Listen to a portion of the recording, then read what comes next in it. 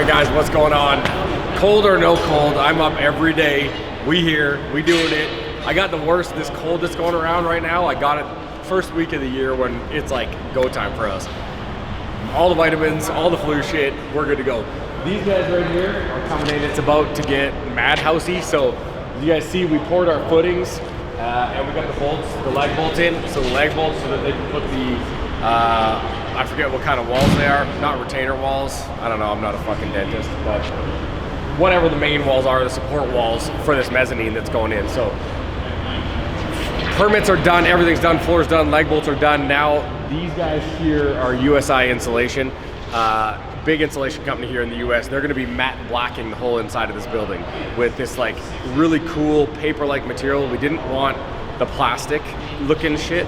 And so I talked to them and they have this kind of like a matte black construction paper looking stuff and a 6-inch thick stick pin insulation. So they'll lay 6-inch thick insulation on the walls and roof of the whole place, stick pin it into the wall, and then we're gonna have a nice matte black building. So this was a big call because most big buildings like this are white for light, and so that it blah, blah, blah. They're like, oh, that's a lot of black. I'm like, we like black around here. It looks badass. So we're gonna see, we might have to deal with some lighting shit. The engineers were talking to me about how you're gonna light this thing if we do that. But these guys are here to put it in today, so the next week, this building's getting insulated, all the framing supplies are getting dropped off. They're gonna have a lot of the mezzanine framed and second floor up within 2 weeks. So this place will be extremely different within 2 weeks. In the meantime, I'm running, talking to my partner. We're running back and forth. I'm writing checks that make me wanna puke, which I kinda love. We're back in the game, baby. Let's go. Get rid of because this should kind of take over for that. And then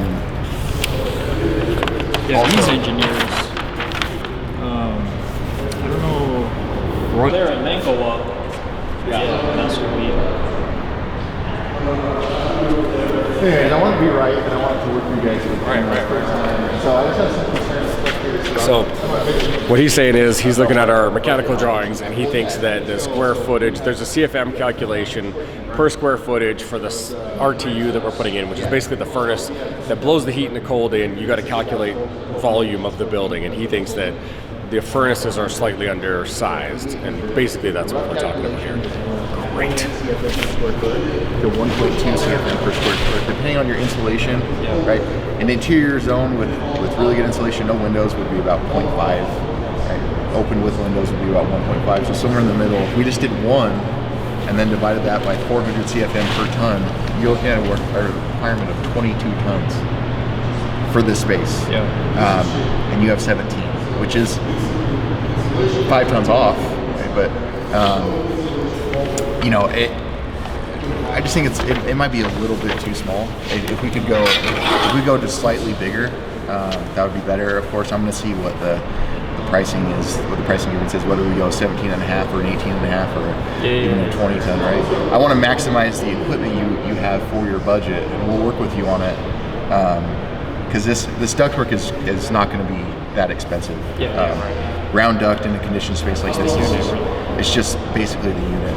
And so you're thinking that that furnace too. You want to up the furnace in. There's something going on with the furnace, like the fact that it says that they're looking for this much CFM in the space, but only calling out for an 800 CFM unit. That doesn't make sense to me. That should be a 5 ton. Which in that case, 17 and a half plus a 5 ton, you're 22 and a half, then you're kind of there. But the only thing is that adding those two tonnages together is technically enough volume per space, but that bottom one is only going to the bottom and you're still short.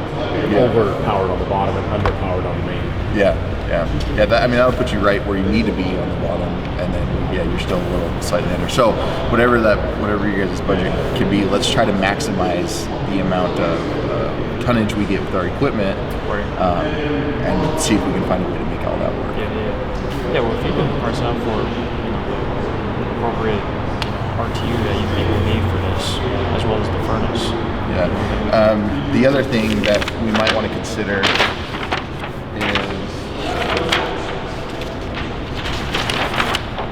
is Okay. All right. So it has the ductwork going right into the building off the jump. Okay. Exterior ductwork is pretty expensive just because you have to insulate it and all that stuff. It's just become really expensive.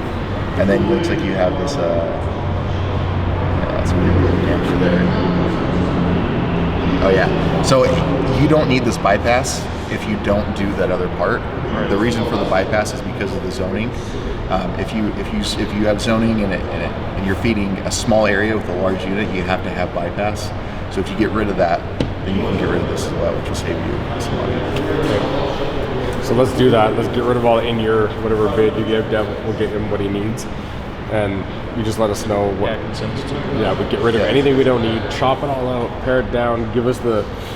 There's a black RTU that's cheaper than the white one. You know what I mean? Like everything. Yeah. Functional. Yeah, for sure. Yeah, I might seriously be able to help you out here. Okay. So it'll be good. All right. Yeah, it'll all come down to. My email? Yeah.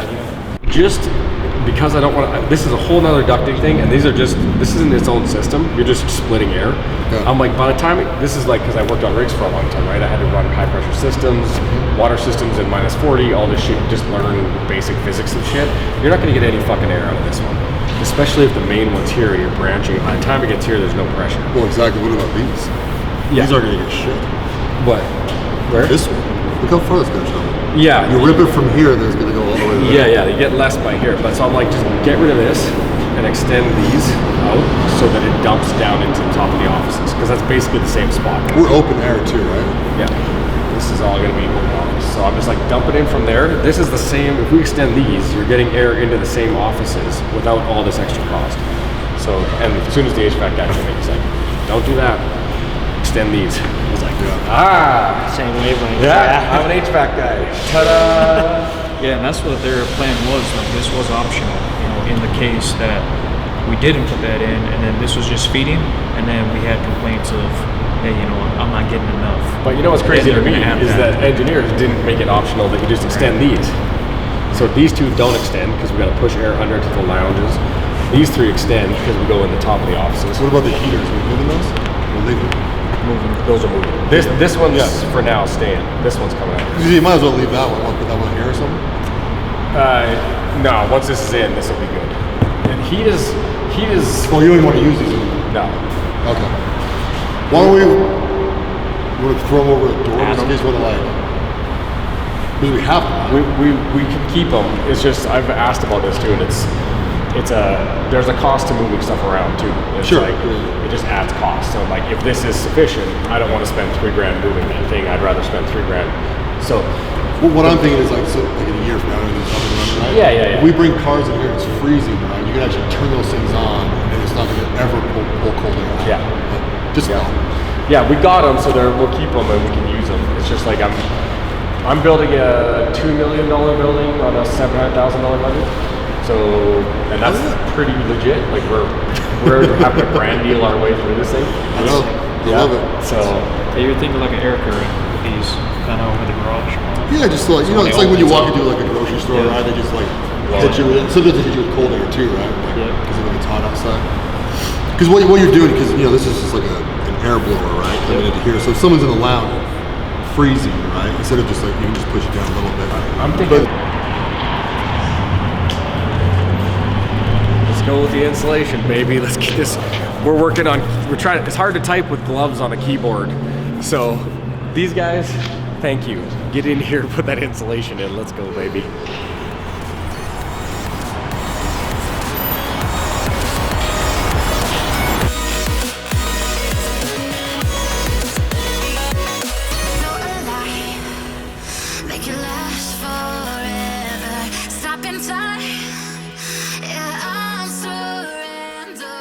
All right, what's up guys? Josh here. You get a cameraman update while everybody else is getting some other work done.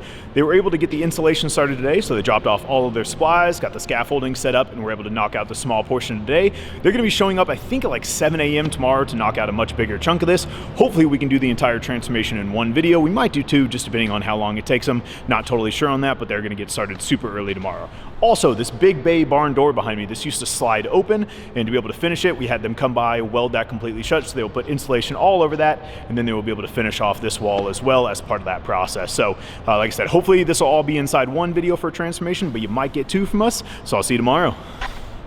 All right, what's up guys? It's the next day here. They are still rocking out on the insulation. They're making major progress. As you can see, they almost have that entire corner done, and we were told that this is going to ramp up in speed drastically over the coming day, 2 days. So we're gonna put this all in one video, so you're gonna watch a little edit here showing off the transformation of the insulation. $1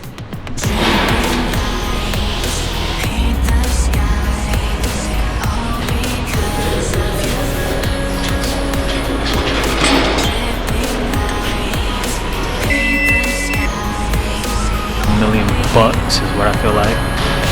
I don't know, maybe $500,000 because half of the installation's I believe.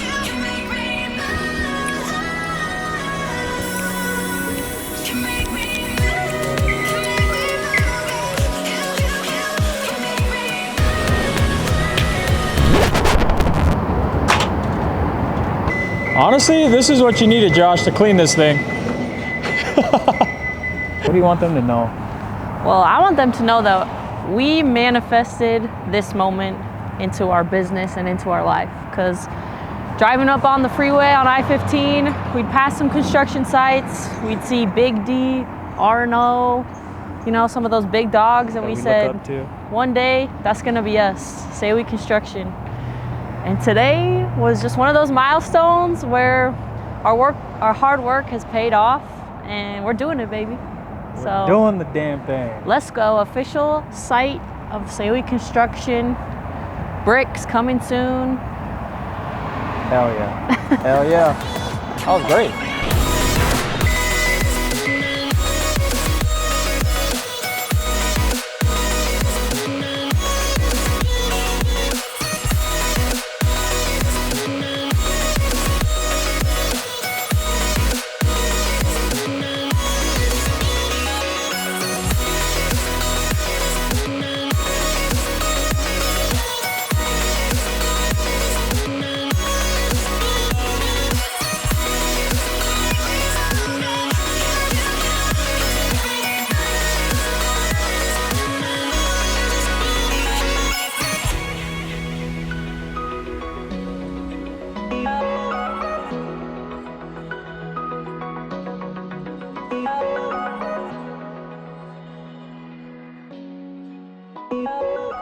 Okay guys, this is absolutely incredible to see. This has been a long time coming. This entire building is now completely matte blacked out on the walls, on the ceiling, and this took way longer than we previously expected.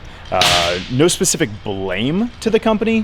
We don't think they looked at the actual building when they came in. They're used to just completely flat structures. They can just throw it up.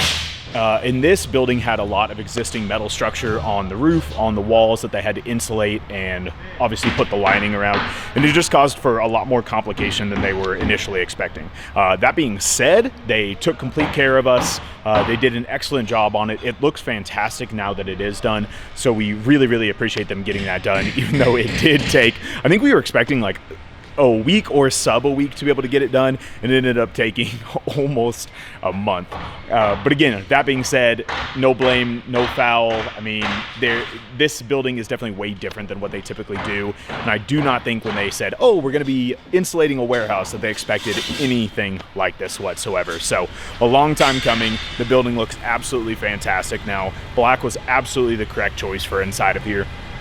I will say, we know that black is going to kill some light in here. It's not going to spread it the same way that like a reflective white bounce board would be, but it's really not that bad. I mean, we are going to add so much additional light and pockets of light for where we're recording inside this building that realistically the light that it did kill really doesn't matter, because the aesthetic that it added is absolutely worth it. So this is the end of the insulation saga. Obviously what you have just watched was basically a month's worth of coming out every single day when they made a little bit of progress with document, and this is how it turned out. So I actually think I'm gonna have to go back and look. I'm recording this without going in and looking at the actual like beginning of the edit that I started. I don't think any of this was here when we first started. I could be wrong, but I don't think any of it was here whatsoever. So yeah, between the beginning and the end of this video, there's going to be a massive transformation inside this building. So hope you all enjoyed. Thank you, appreciate you, and we'll see you soon.